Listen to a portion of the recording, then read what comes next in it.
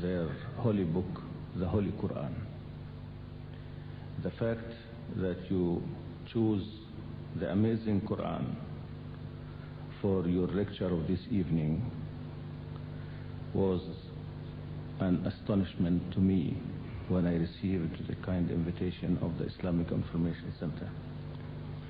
But when I listened to you, I understood amply why you used this amazing terminology to describe the Holy Quran. My comment is this: the Holy Book of Islam has got its own characteristic that makes it distinct from previous holy books in which we also believe.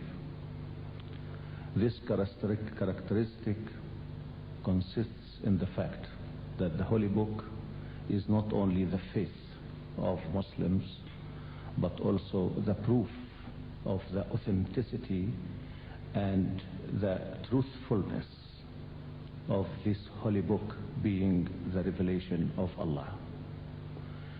And this proof consists in its turn in two main factors. The first is its miraculous power of expressing meanings in Arabic language, the linguistic power of Quran. And this, in history and in the time of revelation, was the main proof, the main miracle, the main challenge that Muhammad used against non-believers to try to imitate the linguistic power of expression. But in modern ages, this linguistic power has been much reduced because of the simple fact that Islam has been embraced by non-Arabs. Even nowadays, Arabs do not really master their own languages as they did 14 centuries ago, except for specialists. That's why time has come for the second main proof of authenticity of the Holy Quran, the scientific authenticity of the Holy Quran. Preachers until now have been putting the accent on the linguistic power and conviction of the Holy Book. But in modern ages, this age we call scientific age, age of science, time has come to put the stress on the facts, scientific facts that have been revealed 14 centuries ago and were not known not only by Messenger Muhammad ﷺ, but also by the whole humanity. The human knowledge fell very short of the facts included in the Holy Quran. Nowadays, some of these facts have been known to us, and this is a promise given in the Holy Quran itself. Allah said in His Holy Book that we will show them our ayat, our proofs, in all the horizons, meaning horizons of science, until they know that this is the true revelation by God. So I wanted Mr. Missionary Abdul Ahad Omar to place you in your right place. You represent the Muslim missionaries who preach Islam to modern ages, who reveals the wonders, the proofs of the Holy Book from this point of view of science, of quiet discussion between minds and arguments. That's why I wish to make this comment to congratulate you and to ask you to go along with your endeavor, for which we are indebted to.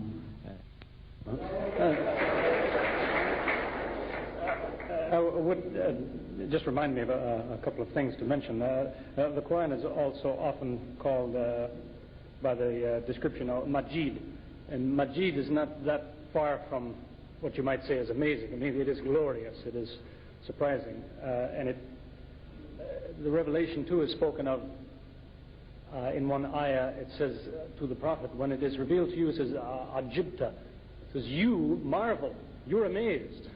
They ridicule, but you're amazed. So the thought is there. I'd also stress what you may yet find too is that the linguistics is itself today a science.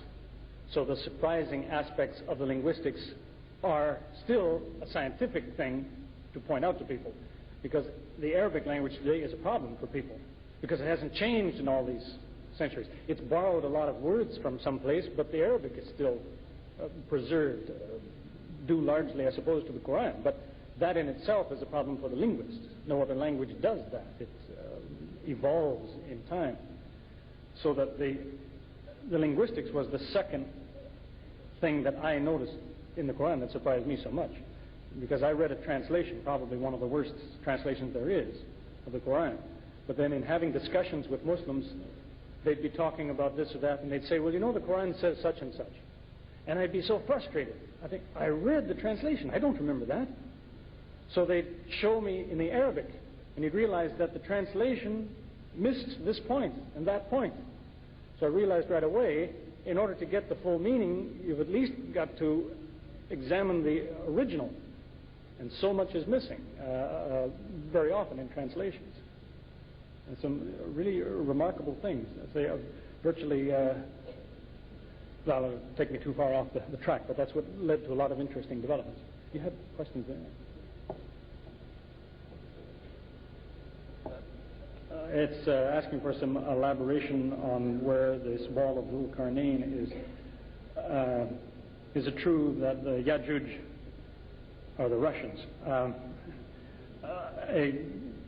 Not specifically, unless you loosely mean by Russians anybody who lives north of a certain point. Then it may well be this is Yajuj and Majuj. But Derbent is in the Soviet Union, but not in the Russian part of the Soviet Union. It's in the south part. And in fact, there are two cities called Derbent, but where you find the so-called Wall of Alexander is the description given in the Quran. Now, it's called Alexander's Wall because it used to be believed that Alexander the Great built it. That's now been disproved. Alexander didn't have anything to do with that wall. A lot of Muslims will tell you Dhul Qarnayn is Alexander the Great.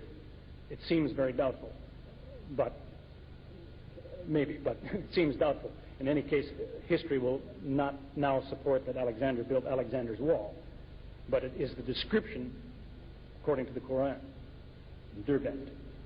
Probably you could find in some encyclopedia under Alexander or Derbent more information about that.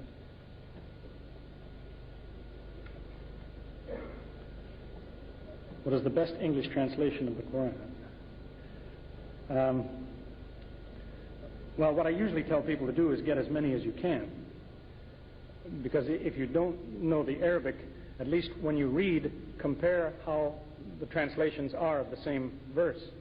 And if each author translates the verse just about the same, then the chance is you're getting most of the meaning out of it. But if they have different translations for the same verse, then there must be a difficulty. Then you should inquire from someone who knows what is the problem. Why do they have trouble with this Arabic? So if you have a lot of translations to compare, you can make some progress this way. The nicest reading one in English now is probably by Arbery. It's called The Quran Interpreted by Arthur J. Arbery. There's one done by Thomas Irving, which is just now coming into print. He spent 25 years translating the Quran into English. He spent 1 year on one word. He wanted to be so careful. So I would recommend that. I've seen the manuscript of it. And there's various others around. But as I say, your best bet is to get as many as you can and compare. Did you learn Arabic before reading the Quran and so on? Well, that's what I was just explaining. I read a terrible English translation.